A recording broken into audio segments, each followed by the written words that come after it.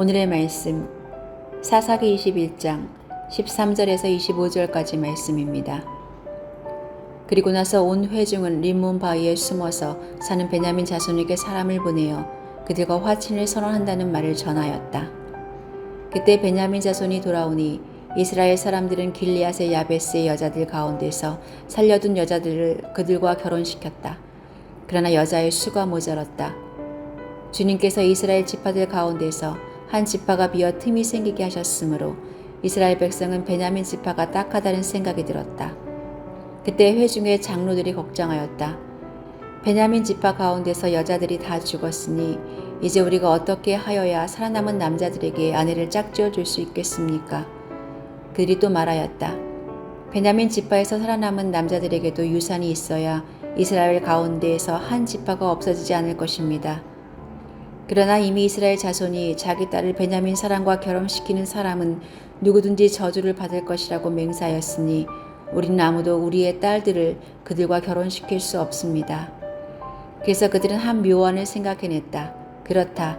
실로의 새마다 열리는 주님의 축제가 곧 다가온다. 실로는 베델 북쪽, 르보나 남쪽, 베델에서 세겜으로 올라가는 큰 길 동쪽에 있다. 그리고 그들은 베냐민 자손에게 이렇게 지시하였다. 당신들은 가서 포도원에 숨어서 살피다가 실로의 처녀들이 춤을 추러 나오면 포도원에서 달려나와 그 실로의 처녀들 가운데서 하나씩 붙들어 아내로 삼아 베냐민 땅으로 돌아가시오. 그들의 아버지들이나 오라버니들이 우리에게 와서 시비를 걸면 우리가 그들에게 전쟁에서 여자를 잡아다가 아내로 삼듯 여자를 빼앗아 온 것이 아니니 딸들을 그들의 아내로 삼도록 하여 주십시오. 또 당신들이 딸들을 그들에게 준 것이 아니니 당신들이 맹세한 것을 스스로 깨뜨린 것도 아니오 하고 답변해 주겠소. 그래서 베냐민 자손은 그 지시대로 하였다. 그들은 춤춘 여자들 가운데에서 자신들의 수요만큼 여자들을 붙들어 아내로 삼고 자기들이 유산으로 얻은 땅으로 돌아가서 성읍을 재건하고 거기에서 살았다. 그때에야 이스라엘 자손도 그곳을 떠나 각자 자기 지파와 자기 가족에게로 돌아갔다. 곧 각자가 그곳에서 떠나 자기가 유산으로 얻은 땅으로 돌아간 것이다. 그때에는 이스라엘에 왕이 없었으므로 사람들은 저마다 자기의 뜻에 맞는 대로 하였다.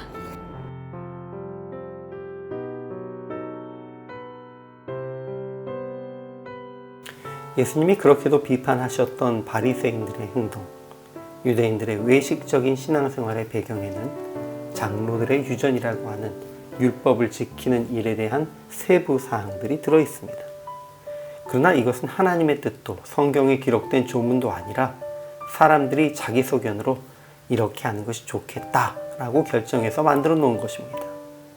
의도야 하나님이 주신 율법을 온전히 지키기 위해서라는 좋은 뜻에서 출발했지만 결과적으로는 지나치게 행동을 규제하는 방향으로 가게 되었고, 그래서 본래에 취지하는 다른 편법들이 또 등장하게 되었습니다.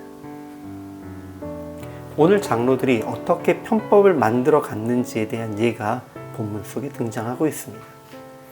이스라엘 백성이 베냐민 지파를 위해 400명의 여인을 야베스 길르앗에서 납치해 왔지만 아직도 200명이 부족합니다. 여기에 대해서 회중의 장로들은 베냐민 지파가 사라지지 않게 해야 한다는 목표를 실행하기 위해서는 자기들이 우리의 딸을 그들의 아내로 주지 못하고 만약 주는 자는 저주를 받으리라고 했던 맹세를 회피할 방법을 결정합니다. 그것은 매년 실로에서 여호와의 명절에 춤을 추기 위해 모이는 여자들을 납치해서 돌아가라고 하는 것입니다. 그러면 그들이 스스로 주는 것이 아니기 때문에 저주를 피할 수 있을 것이라고 결정한 것입니다. 어제와 같은 말을 반복할 수밖에 없습니다. 그냥 잘못을 인정하고 맹세와 저주를 파기하면 됩니다. 그러나 그들은 이미 하나님과의 대화도 하나님의 뜻을 여쭙는 것도 잊은 채로 자기들의 권위로 이 문제를 해결해 나가려고 합니다. 그리고 사사기의 마지막 절은 다시 한번 그때에 이스라엘의 왕이 없으므로 사람이 각기 자기 소견에 옳은 대로 행하였다라는 이 문장으로 끝이 납니다. 엉뚱한 법률, 율법, 그것으로 인해서 바른 결과가 나오지 않게 되었을 때에 또 다른 편법을 사용하는 것, 그것이 장로들의 유전입니다. 하나님의 뜻이 아닌 사람의 쓸데없는 맹세와 전통을 오기로 지키기 위해서 행하는 일들입니다.